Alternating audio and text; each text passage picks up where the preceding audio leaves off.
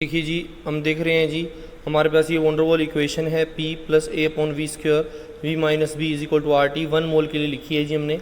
लो pressure पर क्या होगा बच्चों, लो प्रेशर पर वॉल्यूम बहुत ज़्यादा है, वॉल्यूम बहुत ज़्यादा है तो वी स्क्वायर की वैल्यू बहुत ज़्यादा हो जाएगी, जिसके कारण ए अपॉन वी स्क्वायर को नेगलेक्ट कर सकते हैं। और वॉल्यूम बहुत ज़्यादा है, बी स्मॉल है तो बी को भी नेगलेक्ट किया जा सकता है, जिसके कारण P V is equal to R T हो जाता है। इसीलिए वेरी लो प्रेशर पर P V is equal to R T real gas ideal gas की तरह बिहेव करती है। नेक्स्ट देखते हैं जी मॉडरेट प्रेशर। मॉडरेट प्रेशर पर वॉल्यूम हमारी क्या हो जाती है, डिक्रीज हो जाती है, इसलिए ए अपॉन वी स्क्वायर को नेगलेक्ट नहीं किया जा सकता, but b can be neglected because उस वक्त वी की वैल्यू इतनी ज़्यादा है कि हम क्या कर सकते हैं, बी को नेगलेक्ट कर सकते हैं। वी की वैल्यू इतनी ज़्यादा है कि बी को नेगलेक्ट कर सकते हैं। ठीक है जी, तो हमारे पास इक्वेशन क्या रह जाएगी, P plus a upon v square into v is equal to R T. ये इक्वेशन आ गई, आर टी से डिवाइड कर देंगे और z जो बच्चों हमें क्या ऑब्टेन हो रहा है, लेस देन 1, इसका मतलब गैसेज आर मोर कंप्रेसिबल। फिर देखते हैं जी next, at high pressure v is so small. High pressure पर वॉल्यूम हमारे पास बहुत ही कम हो जाएगी, तो b को नेगलेक्ट नहीं किया जा सकता, बट प्रेशर बहुत बढ़ जाएगा बच्चों, प्रेशर बहुत बढ़ जाएगा, इसलिए किस टर्म को नेगलेक्ट कर सकते हैं, a बाई वी स्क्वायर को हम लोग नेगलेक्ट कर सकते हैं। तो हमारे पास इक्वेशन क्या आ जाएगी जी, P V minus B is equal to R T, और हमारे पास लास्ट में क्या ऑब्टेन होगा जी, z greater than 1, so gases are less compressible. ठीक है जी, नेक्स्ट देखते हैं जी, एट हाई टेम्परेचर क्या हो जाता है जी, हाई टेम्परेचर वॉल्यूम बहुत ज़्यादा हो जाती है, ए बाई वी स्क्वायर को भी नेगलेक्ट कर सकते हैं, और वी के कंपैरिजन में बी को भी क्या किया जा सकता है बच्चों, नेगलेक्ट किया जा सकता है। तो हाई टेम्परेचर पर रियल गैस आइडियल की तरह बिहेव करती है। अब हाइड्रोजन और हीलियम में z ग्रेटर देन 1 क्यों होता है ऑलवेज, बिकॉज इसके पार्टिकल बहुत स्मॉल हैं, तो इंटरमोलिकुलर फोर्सेस जो हैं बच्चों वेरी लो हो जाएंगी, जिसके कारण ए अपॉन वी स्क्वायर को हम नेगलेक्ट कर देते हैं, और हमारे पास इक्वेशन ये आ जाएगी z greater than 1 under all conditions. तो देखते हैं जी क्वेश्चन नंबर हमारा 77, what is the deviation of real gas from ideal gas behaviour in terms of compressibility factor. तो जैसे जैसे टेम्परेचर इंक्रीज हो रहा है तो हमारी वैल्यू किसको, Z1 को अप्रोच करिए बच्चों, इस केस में Z किसको अप्रोच करिए, Z1 को अप्रोच करिए। टेम्परेचर बढ़ रहा है, टेम्परेचर बढ़ने के साथ साथ देखिए वैल्यू किसको अप्रोच करिए, इधर से इधर आप देखें तो 1 को अप्रोच करिए, तो A is the right answer. Second देखते हैं next question 78, what is the variation of Z with pressure. तो हमारे पास एट वेरी लो प्रेशर, ऊपर आपने देखे हैं सभी केसेस, Z किसके इक्वल होगा जी, 1 के इक्वल होगा। Eight high pressure Z greater than 1 है, और इंटरमीडिएट प्रेशर पर Z क्या होता है जी, लेस देन 1 होता है, और हमारा D is the correct answer, all the above. इसकी एक्सप्लेनेशन ऊपर हमने देखी है जी।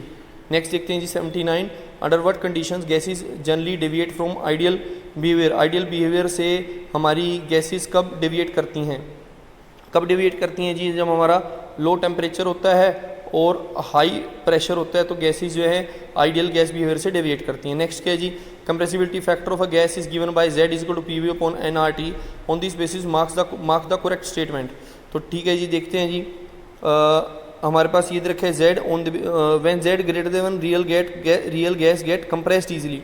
तो ऐसा तो नहीं है जी, हमारे पास इजीली कंप्रेस नहीं होती, ये तो रॉन्ग हो जाएगा जी। When Z is equal to 1 तो वो आइडियल की तरह बिहेव कर रही होती है, Z ग्रेटर देन 1 तो हमारे पास जब Z ग्रेटर देन 1 है तो डिफिकल्ट टू कंप्रेस होती है, तो C is the right answer, C is the right answer. 81 देखते हैं जी, at Boyle temperature compressibility factor Z for real gases कितना हो जाएगा जी, ए हो जाएगा जी 1।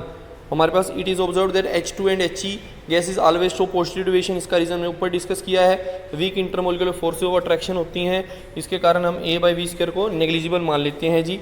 ठीक है जी, ओके। नेक्स्ट देखते हैं जी 83, an ideal gas obeying kinetic theory of gases can not be liquefied because, क्योंकि हम कहते हैं कि आइडियल गैसेज जो होते हैं उनमें फोर्स ऑफ अट्रैक्शन रिपल्सन ही नहीं होती, force of acting between this molecules are negligible, b is the right answer. What are most favourable condition to liquefy a gas, क्या होना चाहिए, low temperature high pressure.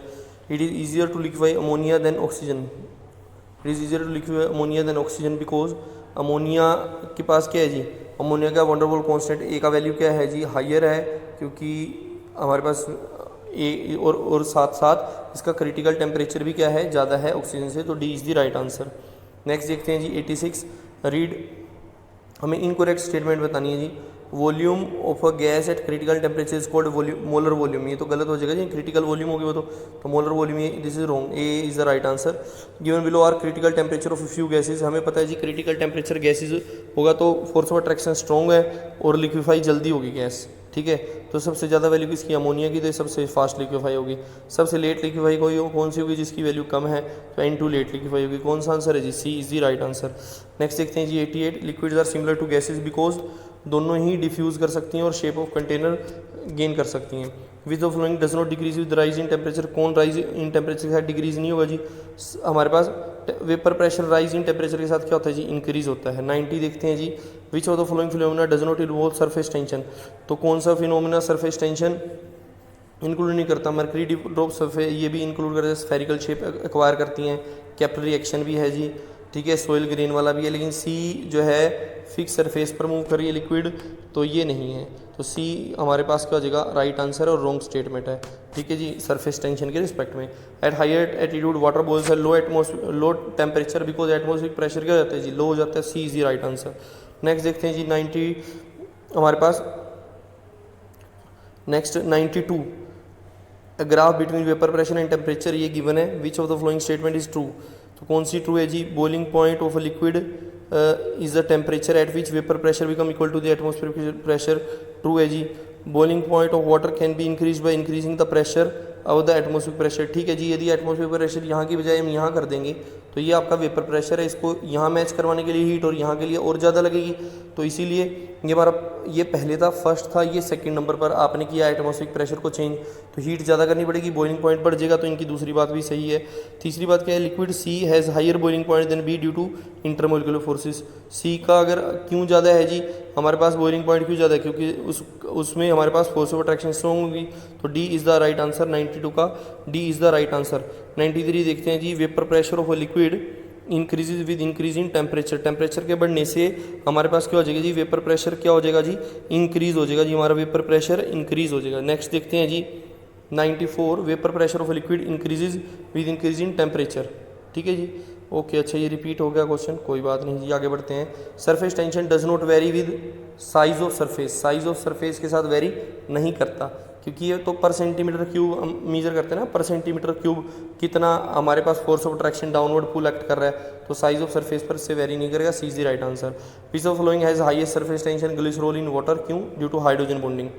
In the given figure हमारे पास first is the surface molecule where second is interior molecule, choose the correct answer. First result net attraction into liquid, ठीक है जी, नीचे की तरफ बता रहा है कितनी लिक्विड में फोर्स लग रही है, और सेकंड बता रहा है all direction, second all direction बता रहा है, तो C is the right answer both A and B. 97 देखते हैं जी, which of the following is not a correct expression regarding the units of coefficient of viscosity, तो देखो dyne centimetre per centimetre square into second, newton per metre square into second, तो ये तो same उसमें convert कर दिया, SI में convert कर दिया, तो ये तो दोनों ही ठीक हैं जी।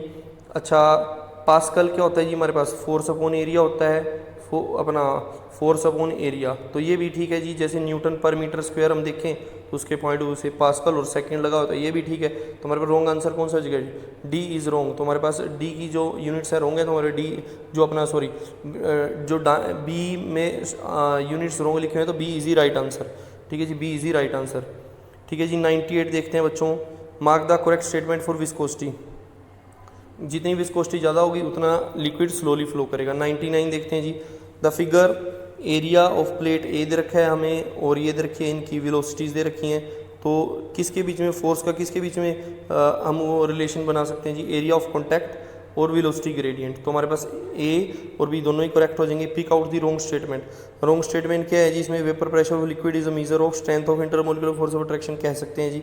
Surface tension of a liquid acts perpendicular the surface, ये भी हम कह सकते हैं जी, ठीक है।